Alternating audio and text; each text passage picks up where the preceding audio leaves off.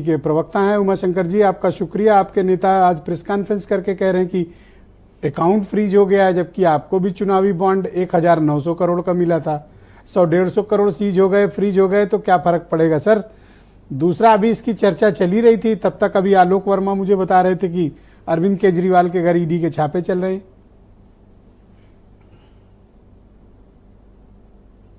देखिए ब्रजेश जी, भारतीय जनता पार्टी के साथी ने एक बड़ी अच्छी बात कही कि सबको अपने पापों का किया धरा यहीं पर चुका के जाना पड़ता है। इसी धरती पर कहा है जी। नरेंद्र मोदी और अमित शाह जी पर भी लागू होगी। और हाँ, इसी धरती पर सबको अपना क्रियाकर्म चुका के जाना पड़ेगा और मोदी जी भी चुका के जाएंगे।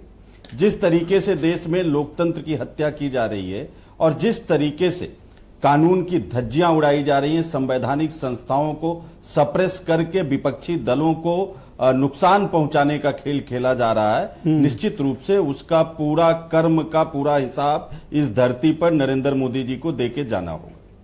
एक ऐसी व्यवस्था इलेक्टोरल बॉन्ड जिसको माननीय सुप्रीम कोर्ट ने कहा यह इलीगल है, असंवैधानिक है, उसके माध्यम से 6000 करोड़ से ज्यादा रुपए भारतीय जनता पार्टी ने अपने खजाने में भर लिया।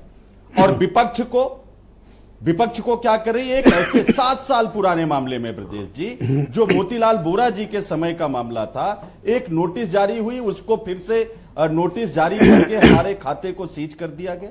टोटल मामला 14,40,000 रुपए का बनता था, उसके बदले 210 करोड़ रुपए 210 करोड़ 35 लाख की पेनाल्टी कांग्रेस पार्टी पर लगा दिया गया और 4 बैंक के 11 खातों में जो 285 करोड़ रुपए थे कांग्रेस पार्टी के, उसको यूज करने पर रोक लगा दी गई। दूसरी तरफ चैनल खोल लीजिए, मोदी जी, योगी जी, अखबार उठा लीजिए, मोदी जी, योगी जी, रेडियो खोल दीजिए, मोदी जी, योगी जी, सोशल मीडिया पे चले जाइए, मोदी जी, योगी जी। इतना पैसा, इतना अकूत संपदा। किसी जिले में चले जाइए, 5 स्टार फैसिलिटी का भारतीय जनता पार्टी का कार्यालय, सभी सुख सुविधाओं से लैस, सारी सुख सुविधाओं से लैस, इनके बड़े बड़े वो तो ठीक है। ये बताओ कि ये केजरीवाल के घर छापे चल रहे हैं, उनका फोन जब्त कर लिया गया है, पूछताछ चल रही है, तलाशी ली जा रही है उनके घर। दोनों पर आ रहा हूं ब्रजेश जी, मैं दोनों पर, गिरफ्तारी भी एक्सपेक्टेड है, दोनों पर आ रहा हूं। ये क्या लोकतंत्र की हत्या नहीं है? हाँ बिल्कुल, मैं उस पर भी आ रहा हूं। आदरणीय राहुल गांधी जी ने आज प्रेस कॉन्फ्रेंस में मीडिया के साथियों से, संवैधानिक संस्थाओं से उन्होंने अपील की कि कुछ ऐसे देश हैं जहां पर 99% वोट एक ही पार्टी को जाते हैं। आज मीडिया की यह नैतिक जिम्मेदारी बनती है, संवैधानिक संस्थाओं के लोगों की यह जिम्मेदारी बनती है कि लोकतंत्र को समाप्त करके उन देशों की तरह तानाशाही लागू करने का जो खेल चल रहा है, उस पर मीडिया को मुखर होना चाहिए, उस पर प्रश्न उठाना चाहिए। किसी से कुछ छिपा नहीं है, लेवल प्लेइंग फील्ड ना रहे, सबको चुनाव लड़ने का बराबर अधिकार ना मिले, इसलिए विपक्ष की पार्टी का अकाउंट फ्रीज किया जा रहा है। आप समझिए, एक तरफ चुनाव आयोग का रूल है ब्रजेश जी, आप केजरीवाल पर एक लाइन भी बोलने को तैयार नहीं है। आपका अकाउंट फ्रीज हुआ तो 5 मिनट से आप भाषण दे रहे हैं। ब्रजेश जी, मैं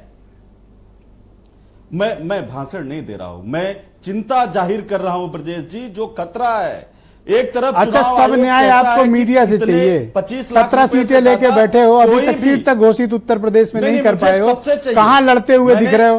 बताओ, अमेठी रायबरेली से कौन लड़ेगा? मीडिया को रोज नैतिकता के भाषण पिलाते हो, खुद कितना अमल करते हो उस पर?